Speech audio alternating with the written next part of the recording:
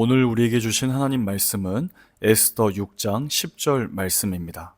이에 왕이 하만에게 이르되 너는 내 말대로 속히 왕복과 말을 가져다가 되걸문에 앉은 유다 사람 모르드게에게 행하되 물은 네가 말한 것에서 조금도 빠짐이 없이 하라. 아멘.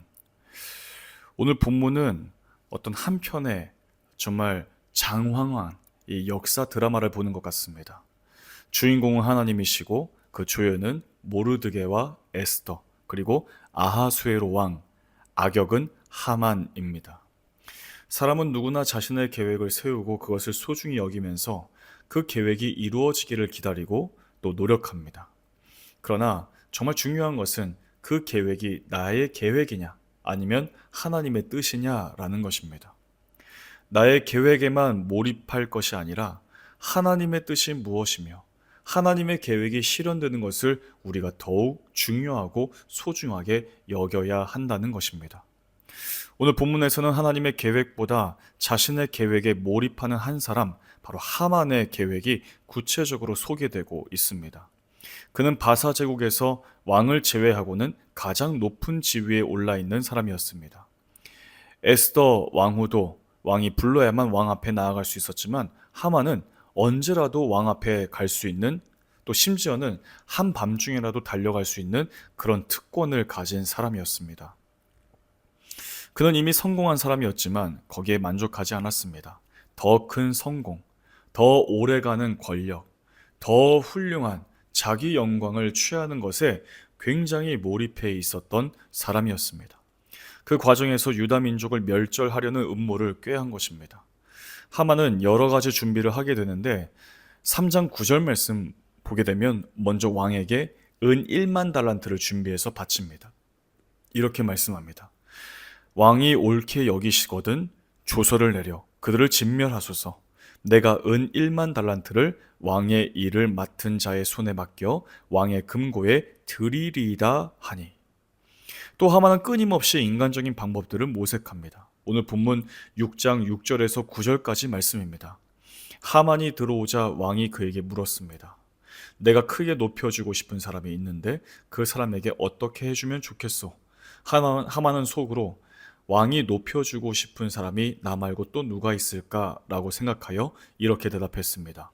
왕께서 크게 높여주고 싶은 사람이 있으시다면 먼저 종들을 시켜 왕께서 입으시는 옷과 왕께서 타시는 말을 내오게 하시고 그 말의 머리는 관으로 꾸미게 하십시오. 그런 다음에 그 옷과 말을 왕께서 높여주고 싶은 사람에게 주십시오. 그리고 왕의 신하 가운데 가장 높은 사람을 시켜 그 사람에게 왕의 옷을 입히게 하고 말에 태운 사람을 성 안 거리로 다니게 하면서 왕은 높여주고 싶은 사람에게 이렇게 해주신다 하며 외치게 하십시오. 왕이 존귀하게 하기를 원하는 사람에게 어떻게 하여야 하겠냐라고 물었을 때 하만은 나 외에 누가 있겠는가? 그렇게 생각을 했습니다. 하만은 자기의 야망에 사로잡힌 사람이었습니다. 그러면 욕심이 남고 또 상황과 이웃은 보이지가 않는 것이죠. 지나치게 자의식으로 가득 차면 자기의 생각 속에 이웃이 존재할 공간이 없어지는 법입니다. 이런 사람은 자기가 높아지는 것이 최대의 관심사입니다. 잠언 16장 18절 말씀 보게 되면 교만은 패망의 선봉이요 거만한 마음은 넘어짐의 앞잡이이니라 라고 했습니다. 하만의 계획은 결국 실패의 길로 접어듭니다. 10절에서 이렇게 말씀합니다. 왕이 하만에게 명령했습니다. 어서 가서 왕궁 문에 앉아있는 유다인 모르드게를 위해 그대가 말한 대로 옷과 말을 내어오시오. 그대가 말한 것에서 하나도 빠뜨리지 말고 그대로 하시오. 자기가 얻을 줄 알았던 영광이 오히려 모르드게에게로 돌아갑니다. 그의 계획은 여지없이 무너지고 전혀 예상하지 못했던 방향으로 전개된 것입니다.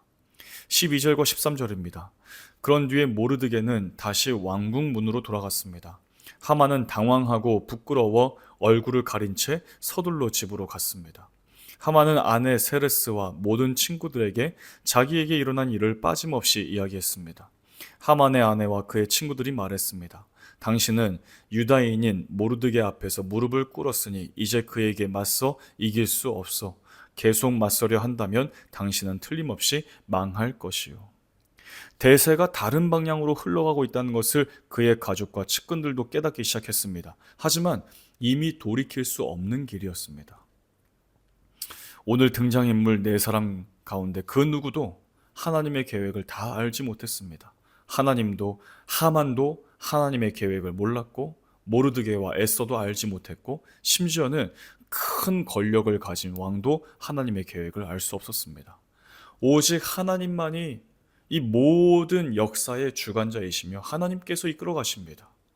수천 년이 지난 오늘 우리가 그 역사 기록인 성경을 통해 보면서 하나님의 뜻을 헤아리고 그 가운데 교훈을 얻고 있는 것입니다. 믿음이라고 하는 것은 하나님께서 역사를 이끌어 가시며 하나님께서 이끄시는 그 흐름에 순종하며 따르는 것입니다. 하나님의 뜻을 따르겠다고 나서려면 용기가 필요합니다. 때로는 죽을 수도 있고 가난해질 수도 있고 사람들의 모략에 빠질 수도 있습니다. 오해를 받을 수도 있다는 것이죠. 그러나 용기를 가지고 믿음으로 나아갈 때 하나님의 뜻에 순종한 믿음의 사람을 통해 하나님의 계획은 이루어지는 것입니다. 역사 드라마 같은 오늘 본문에서는 복선이 많이 등장합니다. 즉 하나님께서 섭리하시는 것을 발견할 수 있습니다. 그날 밤에 왕이 잠이 오지 않았습니다. 그리고 그날따라 역대 읽기를 읽고 싶었습니다. 또 하필 모르드게 사건을 읽게 됩니다. 본문 2절과 3절입니다.